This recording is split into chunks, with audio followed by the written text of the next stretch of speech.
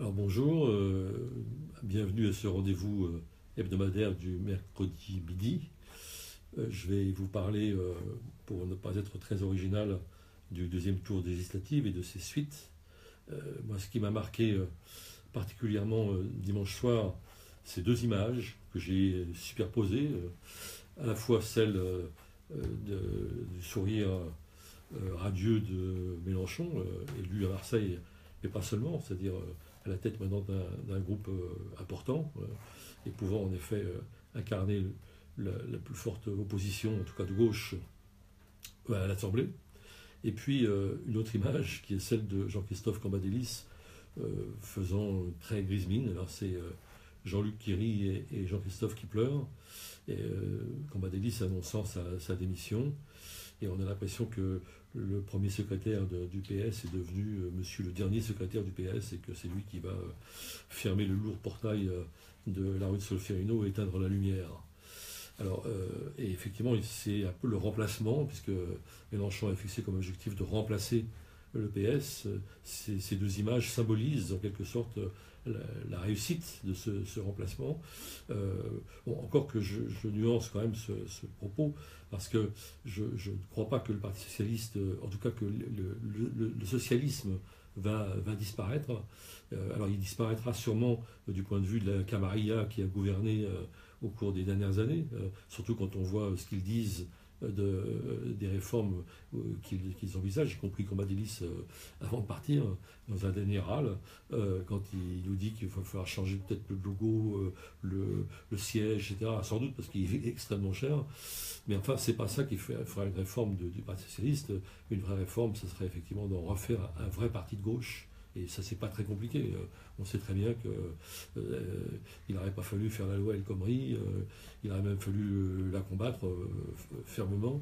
Il faudrait être très ferme contre les ordonnances et contre toutes les régressions sociales auxquelles nous prépare Emmanuel Macron. Alors, est-ce que ça, c'est à l'ordre du jour? Sans doute pas avec le même casting qu'actuellement, mais il y a des gens, au Parti socialiste, qui peuvent relever en effet ce défi. Ce que je veux dire par là, c'est que la France insoumise, incontestablement, a une position de force.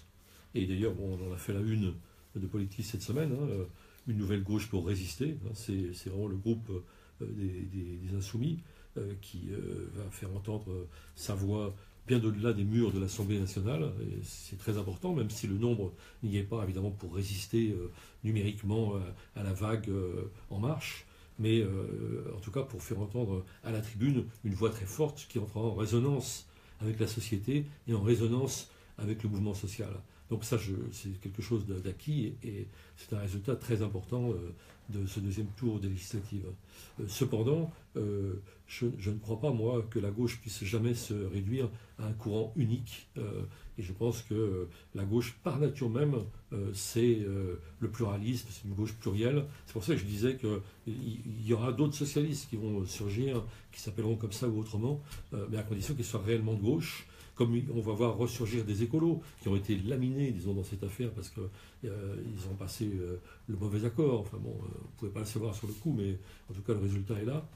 Mais en tout cas, l'idée écolo, elle est omniprésente, elle est d'aujourd'hui, elle est de demain, et forcément, des forces politiques vont renaître et relever le flambeau. Donc c'est vraiment l'idée du pluralisme.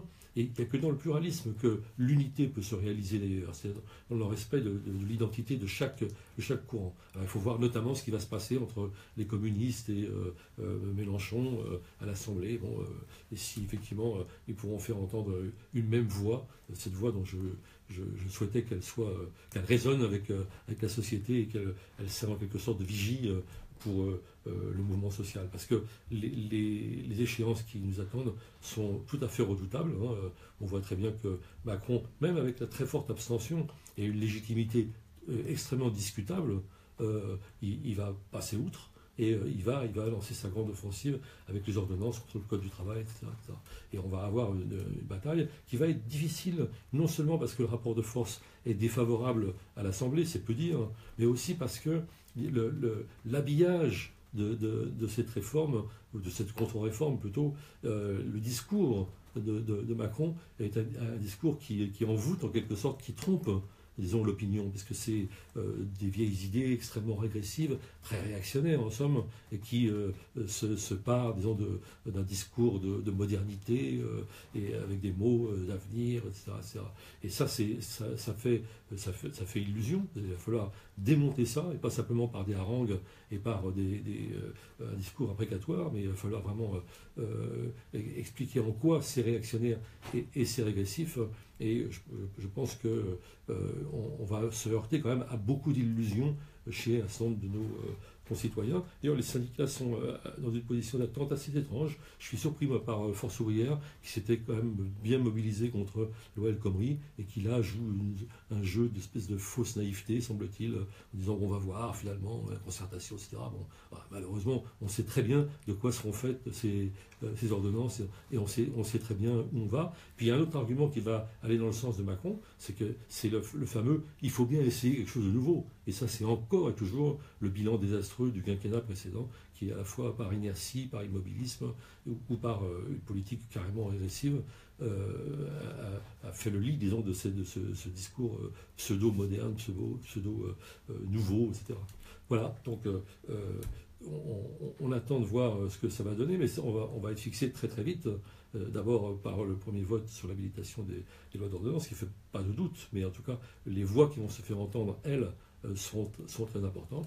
Et puis je dirais un mot aussi, c'est que d'une certaine façon, un peu l'état de grâce de Macron commence à tourner, à aller vers sa fin, parce qu'on voit bien qu'il y a sa première crise politique, avec la démission de Bayrou et le départ de tous les gens du Modem, pour des raisons, ils anticipent peut-être une mise en examen, qui n'est pas là pour l'instant, mais qui pourrait advenir dans les affaires d'emploi fictif, en somme.